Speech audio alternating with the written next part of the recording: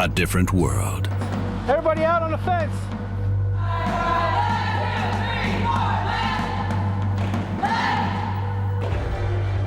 With its own rules. Often justice in their own hands. Zero tolerance. Back to your cells. Gangs. Violence. Drugs. You can get all drugs inside. And harassment. I did it to make it tough. And inhumane conditions. All this behind bars.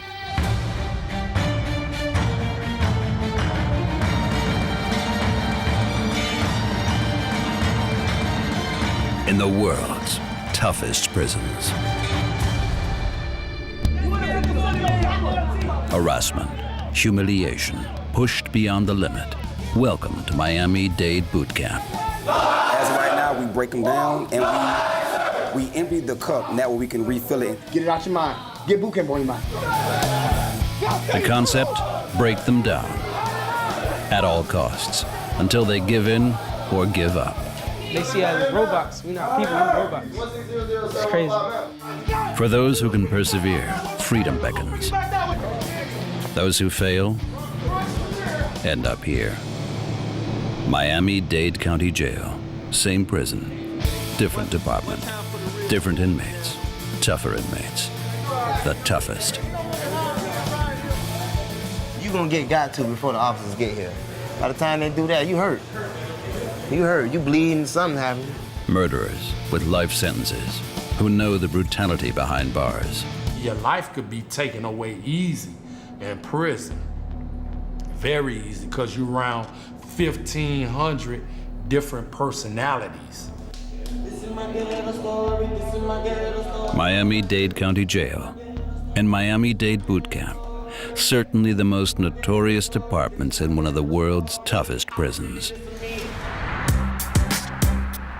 Miami, located in the southern part of the Sunshine State, Florida. Miami Beach, the culmination of glitz and glamour. Seen and be seen, rich and famous.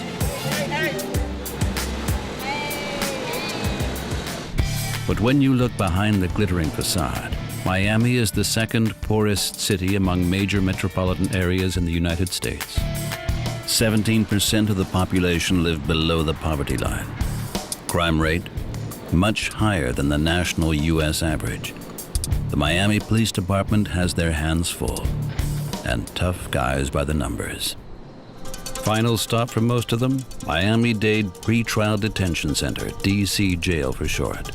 A huge rundown old building with room for 1,700 prisoners, but more on that later. Because every few months, the night behind bars begins with a unique ritual. In one of the last existing boot camps in the U.S., final preparations before the guards meet their new recruits. Once they come off the bus, we holler and scream it. We're gonna line them up. After that is, we'll lead them up to the upper barracks. That's when we're gonna start getting their haircuts. Then, you can go to protocol, we go to protocol and then stress them. Then be by time to stop it, then time for the shower time. The new inmates are just arriving in court. 37 felons, aged between 14 and 24. They've most certainly heard about boot camp, but now will experience the reality firsthand. All right, it's game time. Let's go, let's go, let's go. Let's go. My daggone ready. Let's go, Hey, hurry, get off my bus. Hey, get off my bus. You need to hurry up. Come here. Get right here. Get the refrigerator here. Lock that body up. Hurry up.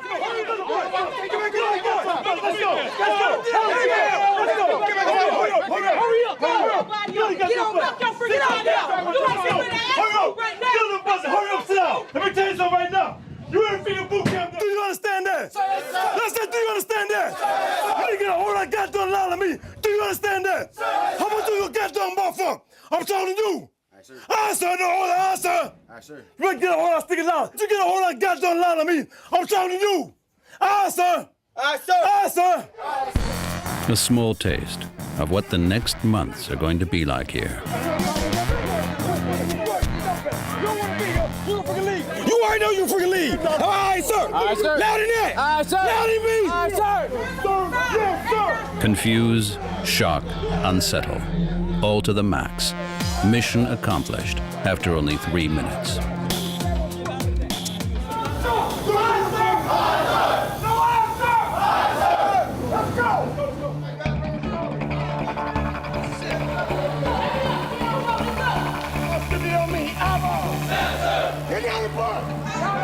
Tough young guys from 4 different departments of Miami-Dade Correctional Facility brought together for boot camp. A very special experience. No rights, only obligations. For example, the obligation to uniform haircuts.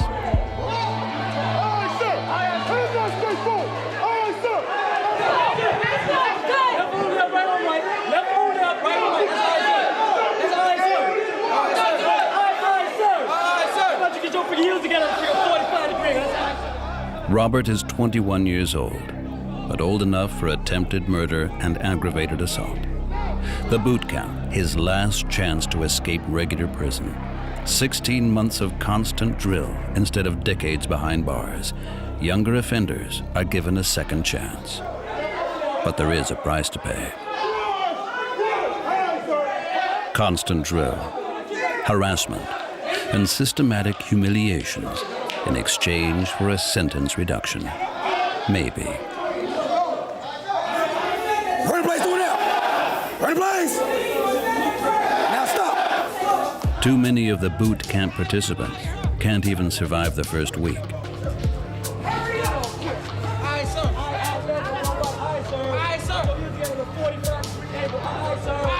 We get a lot of people in, they just pass out, they can't do the exercise no more. Because we are at a high intensity and we stress them out so much, and they're not able to do it. With the holler, they're screaming, and they're constantly moving, dress got to constantly holler at them, so they're always stressed out there. Bad prospects for the so-called cadets. I knew already what was going on. Yeah, I could do it. I know it's going to be hard, but I could do it. That's what all of them say, but many won't make it. Sir, no, sir. Sir, no, sir. Sir, no, sir. Here's the gap. Here's the gap.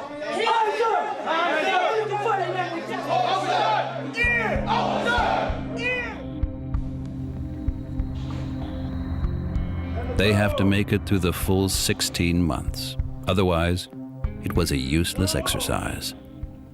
Whatever you're doing, when they say 1, you stop doing it, come back to the position of attention. Do you understand? Yes, sir. Jogging place, do it now. Yes, sir. Knees up, knees up, knees up, knees up, knees up.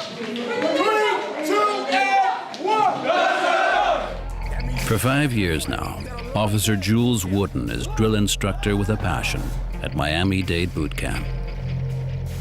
As of right now, we break them down and we empty the cup, and that way we can refill it and teach them everything we want them to know. When you fail to do what I command, you will be punished. You understand that? Yes, sir. I'm a very angry individual. You understand? Yes, sir.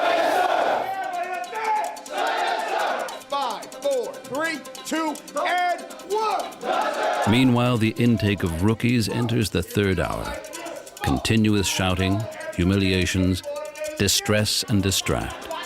Random targeting, singling out the weak. That seems to be the only constant here. Now, it's time for the victim.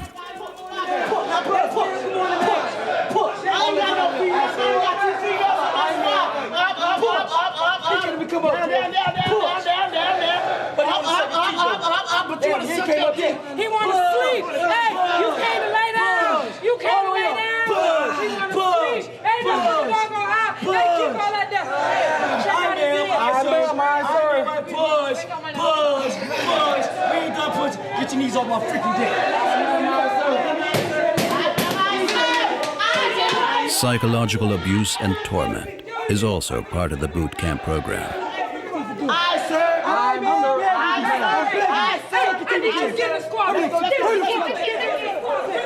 And it won't be the last time. Cadet Giuseppe isn't exactly fit. An obvious sign of weakness. In one of the world's toughest prisons, the worst thing that can happen to you. The officers are on the lookout for any sign of weakness and immediately sniff them out. They've zeroed in on Giuseppe. The physical fitness part is going to be a challenge for him. Hard times await Giuseppe, as well as former Rasta Robert. He's a knucklehead. He's going to be one of those ice that takes a while to melt. He has that, oh, nobody's going to tell me what to do attitude. Robert is going to be the center of attention. Anything but an advantage in boot camp. Miami-Dade boot camp, inside one of the world's toughest prisons. Physical drill taken to the limits, and psychological abuse is part of the strategy. You whispering, right? We don't whisper here in boot camp. All right, sir. All right, sir. The goal, to break notorious offenders, turn them around, make them part of society again. Not everyone can stand the pressure. One in particular is on the brink. Cadet Osman is harboring a secret.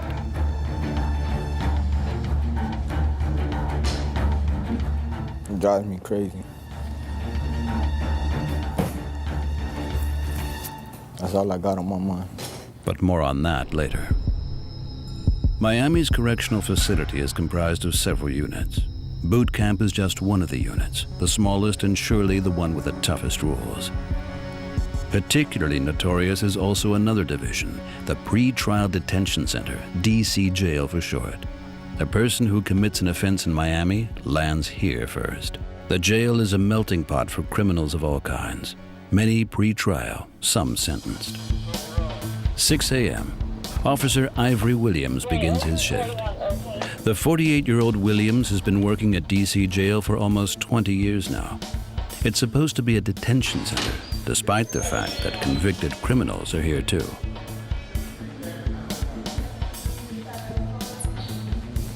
Officer Williams is responsible for monitoring the most serious cases in Ward 6B.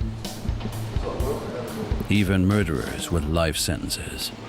When a guy has a life sentence, he might feel like he doesn't have anything to lose. So, you know, with those, you're a little bit more cognizant of how you kind of deal with a guy. The slightest mistake could be fatal for Officer Williams. These guys have nothing to live for sometimes, and they will, if given a chance, they will act out irrationally. Ward 6B, anything but cozy. 8 to 16 inmates to a cell. Behind metal bars, so the wardens have visual oversight 24/7. Tough guys, like animals in a cage. They all house the same kind of guys, maximum, the murderers, the rapists, the bank robbers, all of that good stuff. This is cell 6B3. We got dudes in here facing multiple, felony charges. These guys right here is basically facing, the death penalty. The death penalty continues to be common practice in Florida. For some in the cell block, the trial will determine how long they'll have left to live. Currently in the Sunshine State, almost 400 prisoners are awaiting execution, ranking Florida in second place for the number of death row inmates in the United States. And those not expecting the death penalty can expect to spend decades behind bars. That means, in practical terms, locked away 24/7 in holding cells. No privacy. Only once a week the chance to stretch your legs in the prison yard. No wonder aggression simmers just below the surface.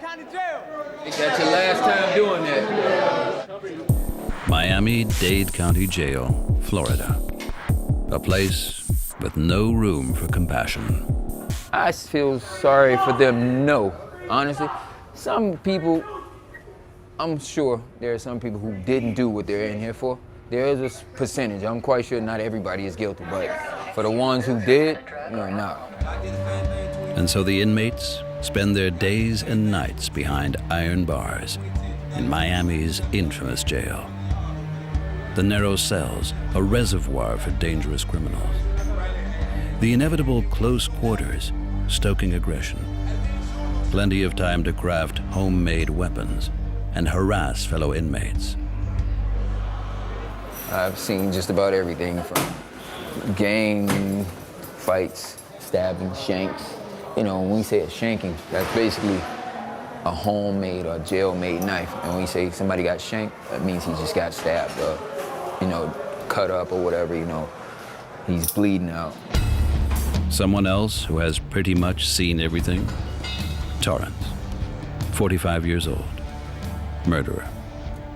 Sentence, life. He will most likely never get out of here alive. He has been in prison since he was 16 for more than 29 years. Torrance committed his crimes as a youth. The list is long and brutal. First-degree murder, 3 attempted murders, armed robbery with a firearm, and a shotgun. Which is why he has been behind bars for nearly 3 decades. He has learned to stand his ground. I've been incarcerated for 29 and a half years, and I never had the chance to be around other juveniles. I was sent around adults. I had so many charges and capital offenses, they tried me as an adult. So I was sent to adult prison at 16. So I was in a new environment where I had to cope and had to survive because I'm around guys that been incarcerated 40 years already and 30 years. And it was a self-experience, you know. I survived it without becoming a victim to what was going on in that environment. And I made it, you know, with the grace of God, I made it. But even if he has survived until now, 24 hours a day continuously behind bars, eventually it gets to everyone, even Torrance. Every single day in Miami-Dade is tough and dangerous. Go through with a life sentence. Life sentence, it's like it's black in front of you. There's no light. You know what I'm saying? Like the average inmate, if he have a date where he's being released, he have hope, you know, and he got light in front of him, he could see. But with a life sentence, if you're not strong mentally, you'll get caught up in a lot of things that go on in the prison system. A lot of guys, homosexual activities, they gang banging in prison. Now, and your life could be taken away easy in prison. Very easy, because you're around 1,500 different personalities. And who's to say this guy gonna wake up this morning feeling like how you feel? So you got to be real careful in prison. Torrance knows how to get by, yet he clings to the small chance that he might make it out one day. Because of changing laws, his life sentence may be appealed. Still, the chance to be released, minimal. Back at boot camp, it's 3:30 a.m. It's been a week since the new recruits arrived. Each day has a strict and uncomfortable schedule to adhere to.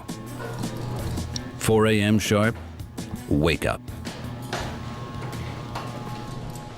Get on line over there! Hurry up! You got Dade all day! 6, 5, let's go! Quickly! 2, quickly! And 1! Count on! From a deep sleep to wide awake, that is boot camp. Torment for Giuseppe, a convicted thief. It's never too early to punish mistakes. Do it! Do it now! Count up! Count up! Count out now! 5, 4, 3, 2, 1, you still on push up! Push! You push! Push, down. Get up, count. Don't miss your count. Get up, count. Execute commands to the T, zero tolerance. Ex-dreadlock guy Robert is too slow as well. The fact that the cadets are not familiar with many of the commands after only 1 week doesn't stop the instructors from showing them up. They say put him on! Why you the only no shower sauce on? Now he's still stop push. Hurry up! Go left, go fast, go left. Down up. Look at front. Make me look. Make me happy. Look! The officers are especially unhappy with 18-year-old Osman. Too slow, too sloppy. They are going to let him know. Cock and drive.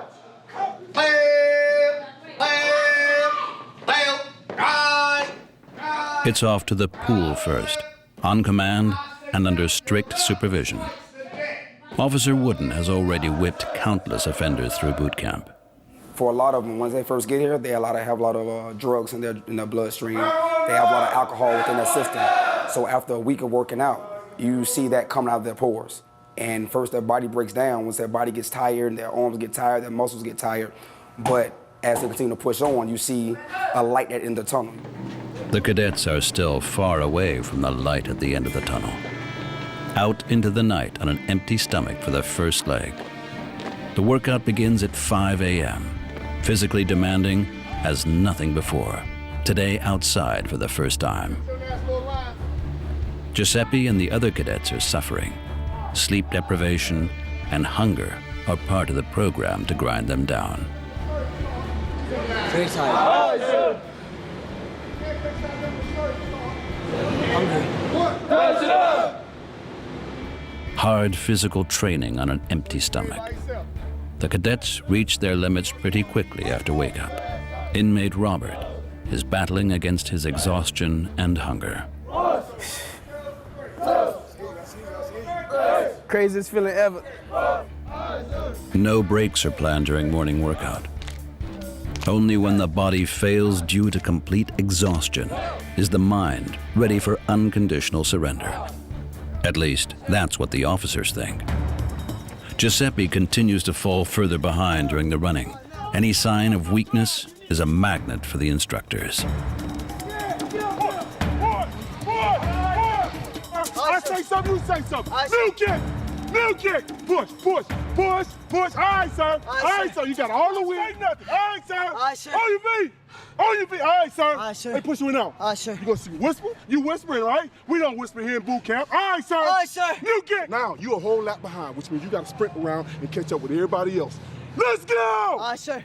After 1.5 hours of a hard physical workout, the cadets are finally allowed to take a short break. By now, Giuseppe has figured out that his slowness wasn't the only thing he was punished for. I was talking while I was running. Give yourselves up. Talking is never good here. Giuseppe isn't the only one who is completely exhausted. Others are in despair as well. I think it's unnecessary. You could be hurting yourself and they still don't care. Serious injuries during boot camp are not uncommon. Fatalities due to exhaustion and physical abuse have also occurred in U.S. boot camps. Nevertheless, no pity to be found here. He said he felt weak, he didn't want to run. So because he didn't want to run, it's no problem, get in push-up position. But a lot of times they feel like that. They don't want to do it. When they don't want to do it, that's their excuse. Most of the recruits have understood that showing weakness doesn't get them very far. So they learn to suffer in silence.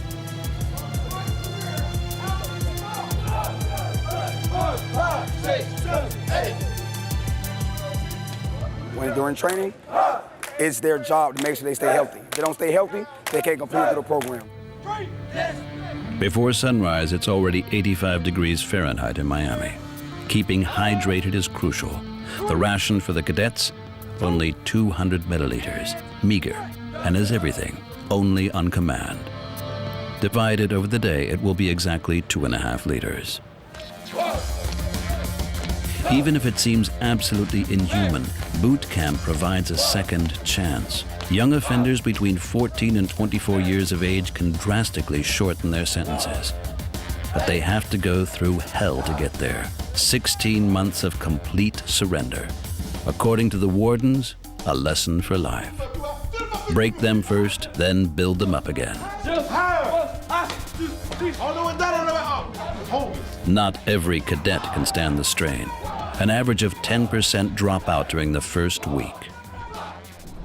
For those who fail the program, it's straight back to arrest. A completely different world in itself. The guards venturing into a cell only if they outnumber the inmates. Miami's toughest criminals are in there. Atmosphere in the holding cell, tense.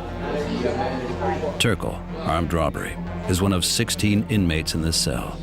He shares it with other felons, murderers, and rapists. Everybody had their own reason for doing what they did. You know, some people kill, some people are thieves, some people are organized crime artists. And being in the cell, we all one. Survival strategy in here? According to Turkle, the only rule is there are no rules. So how do you survive in one of the toughest prisons around? Rules? Ain't no rules. One thing about it is respect. If you respect your neighbor respects you. But if you psych, if you crazy, and you do a lot of things that people don't like, your time gonna be hard. Respect your fellow inmates and don't attract attention. The most important rule in one of America's toughest prisons. There's not a lot of room in the cell. We always keep this area nice, keep it right, because people use the bathroom. We clean up every day in here, you know. Everybody, you know, if you make a mess, you clean it up. Privacy? Forget it. The men sleep in rusty bunk beds on thin plastic mats. Belongings are stowed below on the damp ground. The choice of your sleeping place can determine if you survive the night. But I prefer being on the top because I can see everything, observe everything, got my eyes right. Can't nobody get to me on the top bunk. If they can, hey, I'm coming back. On the bottom bunk, you trap. Somebody get to you, you trap. You can't get up out of it. That's the difference between the bottom and the top rack to me. Any location advantage counts when you have to survive among murderers, rapists, and other violent offenders. Many are organized in gangs, useful for gang members, dangerous for everyone else. That doesn't seem to intimidate Turkle. I'm not with that. I'm for self. I'm a one-man army. All that gang members and all that done, nah, you can't get me like that. I can be cool with you. Yeah, we can be down. But as in being in the gang and throwing up all them crazy signs and portraying myself as a gangster when I know I'm not, nah, that ain't me. Tough words in a cell where Turkle can never be sure if he'll get help from an officer in the event of an altercation. You gonna get got to before the officers get here. If anything go down, you gonna get got to. Because they gotta come through all these gates and come through all that. By the time they do that, you hurt. You hurt, you bleeding, something happened. Sometimes they make it in time. If they paying attention to the camera or if they hearing what's going on in the cell. Sometimes they don't. How very prophetic Turkle's words turn out to be minutes after this interview.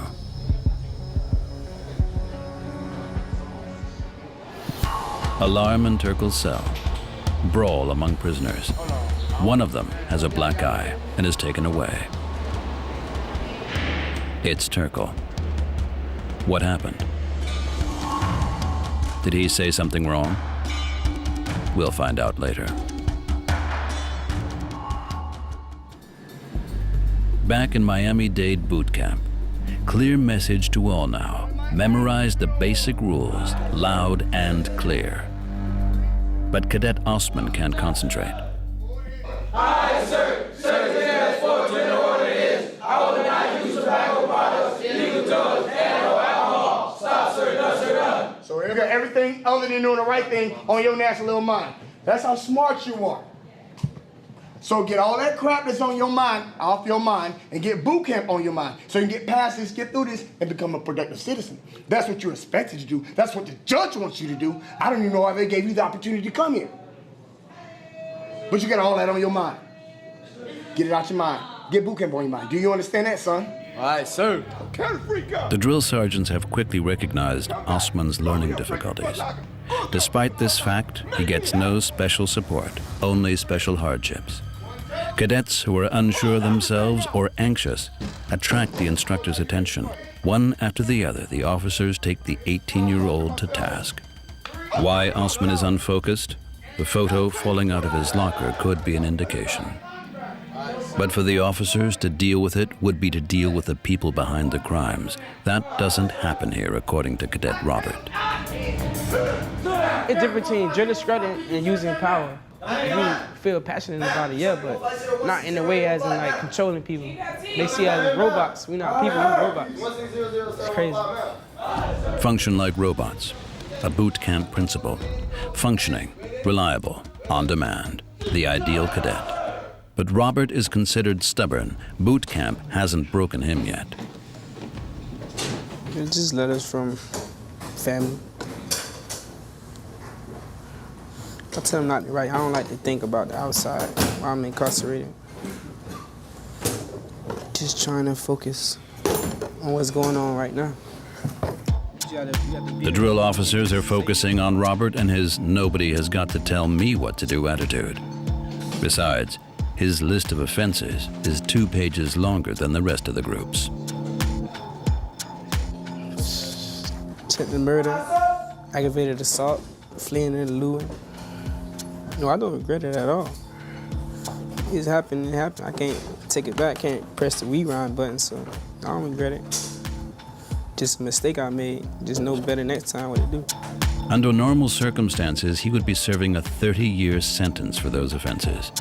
But the judge saw potential in Robert, although not much of that is evident right now. Just certain limits you shouldn't push people to. It's not that hard. If he really wants to change, improve himself, only time will tell during boot camp.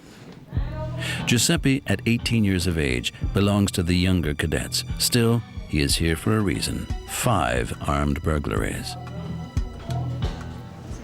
I was going into houses with a weapon, and certain things happened, and I got caught. Cops showed up, and there was witnesses and phone calls, and things started adding up. But Giuseppe shows some insight. What does boot camp mean to me? A second opportunity. If it weren't for boot camp, I could be doing God knows how many years in prison. And prison isn't a nice place. Talking is forbidden in boot camp, at all times, no matter with whom.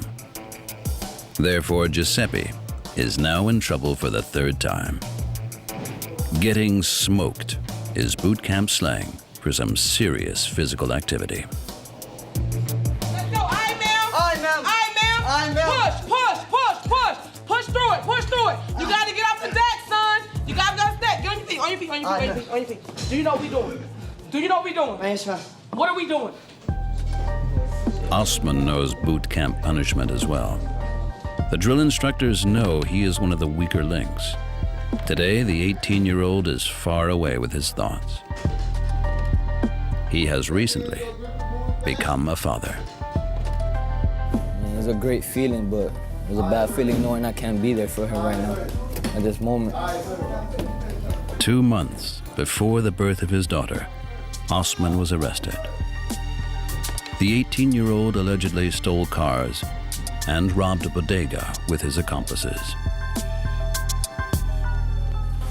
Mistake, following the wrong people. Being a good friend. In fact, police and judge disagree whether Osman is actually guilty or just a follower. He still won't be able to see his daughter for a while. My daughter, she was just born March 22nd. She just made a month. What I gotta get home to. She got my eyes, my eyebrows, my nose, my head.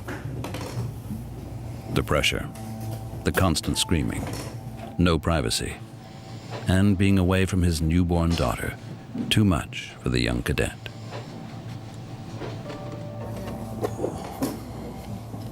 It drives me crazy. That's all I got on my mind. I gotta make it. For Osman, a lot is at stake. No mistakes are allowed, and you have to follow all the rules to survive boot camp and walk out of here as a free man after 16 months. And there are many rules.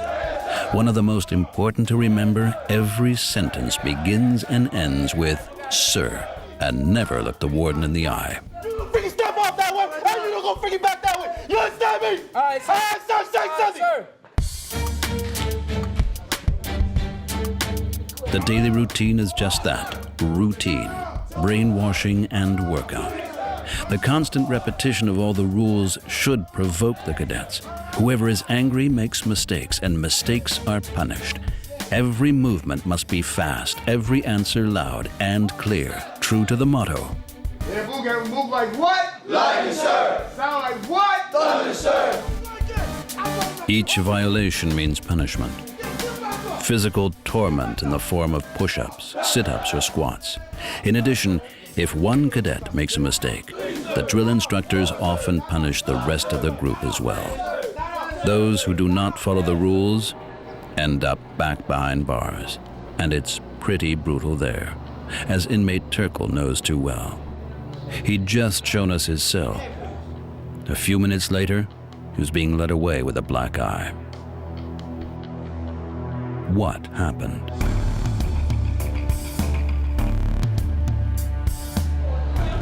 An altercation with a fellow cellmate.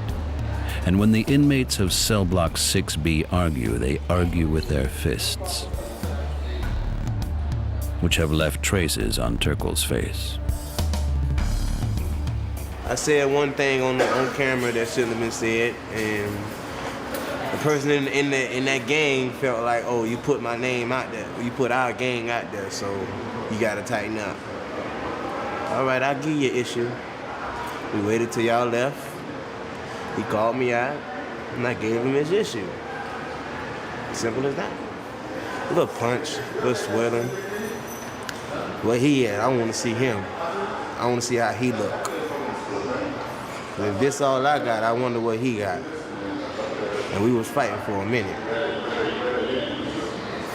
That's how jail goes. Turkle won't be going back to that cell. The officers bring him to a different cell block for his own protection. A new day dawns at Miami-Dade County Jail. Shakedown Day. Once a month, the most experienced wardens gather together. The cells will be entered and turned upside down without warning, for good reason.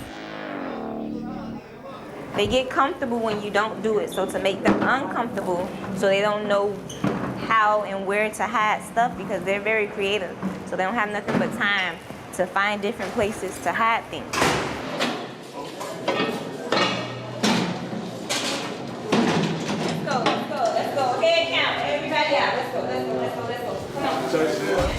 Everybody has to leave the cells.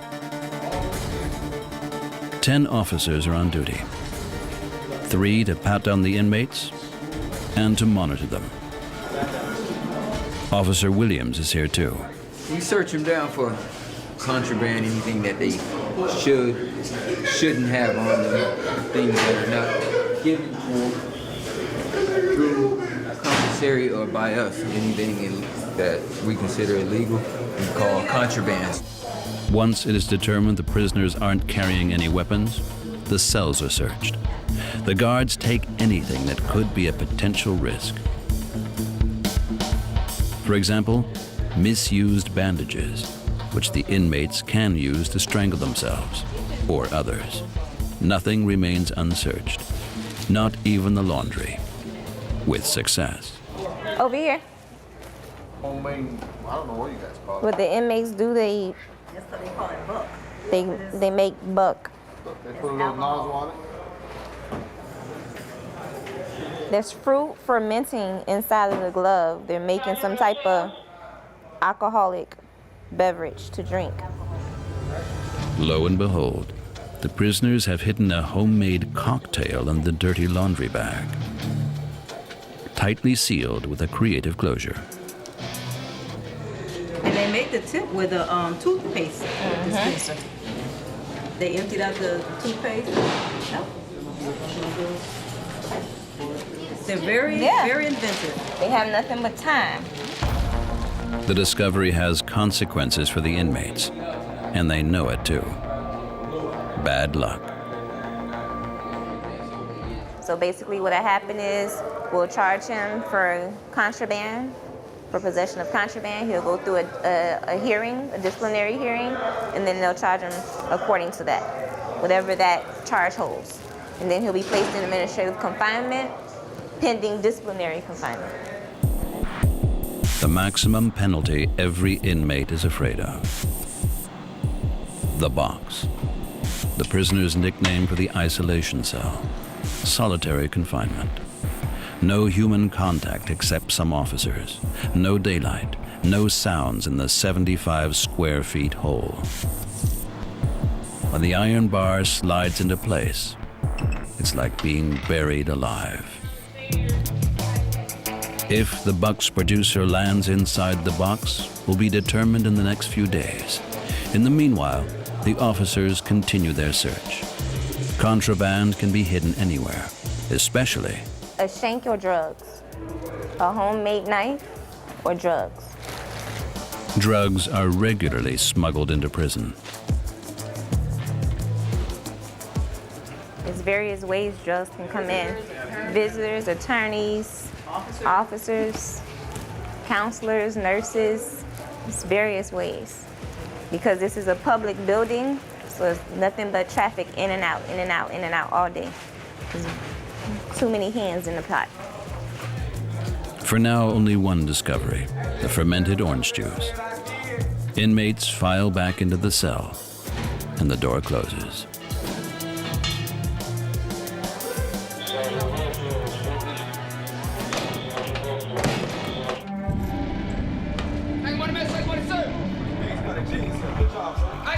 Back to boot camp. Physical training and mental drill alternate throughout the day. Giuseppe realizes the seriousness of the situation. I mean, I knew it was a physical program, but not as intense as this was, but it's this or prison.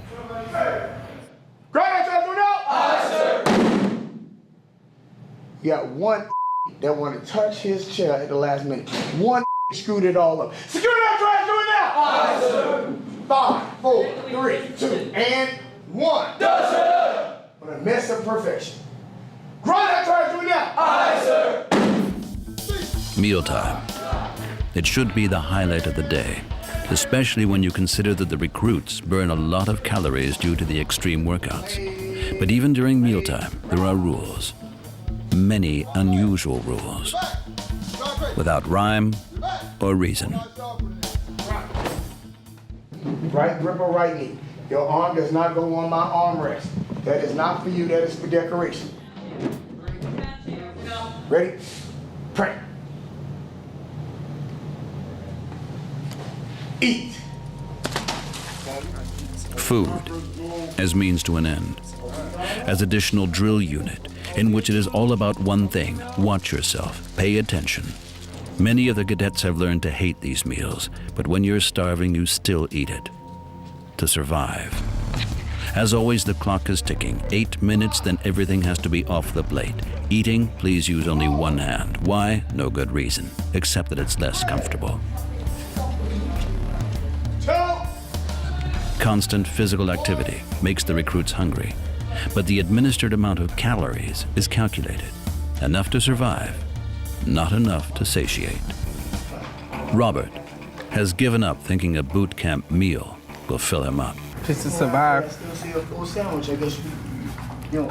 I don't eat oatmeal, I just eat it to be full. One of the cadets appears to get it right. Just put it in my stomach, that's it. Quickly, willingly, without question. Like a robot. The same applies to the drill instructors. We don't drill, we don't talk, we don't socialize, we don't crack a smile in front of them at all. Drill instructors mean business, and they gotta understand that drill instructors mean business. Miami-Dade County Jail and Miami-Dade Boot Camp, two of the world's toughest prisons. In boot camp, 16 months, psychological and physical torment. The three things that count most: discipline, discipline, discipline. Whoever doesn't fall into line is forced into line. Many break under the pressure. Miami-Dade Pretrial Detention Center, DC Jail. Inhuman accommodations in old holding cells, packed with hardened felons, people in a permanent state of alarm. Prison yard outings rare, for some no hope, lives that will end after decades behind bars. The prospects? Whoever can endure the torment in boot camp has a chance that the torture will eventually end, a chance to avoid spending many years with the toughest criminals in the world. You don't know who's watching you. You see, they're right there. They can see you. You turn this way, they're gonna come and tell you to turn that way. So you're never alone here. But what can you do? It's better than prison. There's people in prison that are never coming out. And a little guy like me isn't gonna make it in prison. One of the inmates who probably won't make it out ever again. Torrance, murderer. But he won't give up hope and is betting it all on an appeal and a former renegotiation of his sentence. It's gonna go well. I believe in God. He ain't brought me down here for nothing. So he chose me.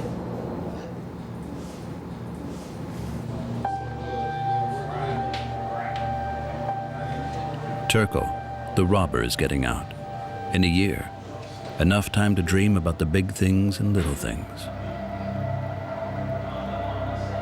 I see my life doing big things when I get out there. I don't plan on coming back to jail. I plan on having a job, getting a house, getting married, doing all the things a regular human is supposed to do.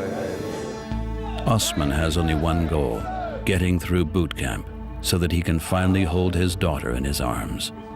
I see my future in a good place because I have the chance for my daughter. And also, I have a dad that really cares about me. He's been trying to make me do the right thing for a long time, so. And Robert. He's not so sure if he'll make the transition to a legal existence. I'm gonna try to change. I'm gonna try. That's all the best thing you can do, but I'm gonna try not to fall into the same jungle. The next 16 months will determine which of the cadets will survive, which of the cadets will use this last chance. The best case scenario, you have 37 cadets that are here now. All 37 go home, live well, become doctors and lawyers. But reality, it's not like that. Worst case scenario, you have many that will go to prison. You have some that will get out and will die. And you have some that will go back to the old way of living. Only time will tell, and only the future will know what happened. A future in freedom or behind bars. In Miami Dade County Jail and boot camp, two of the world's toughest prisons.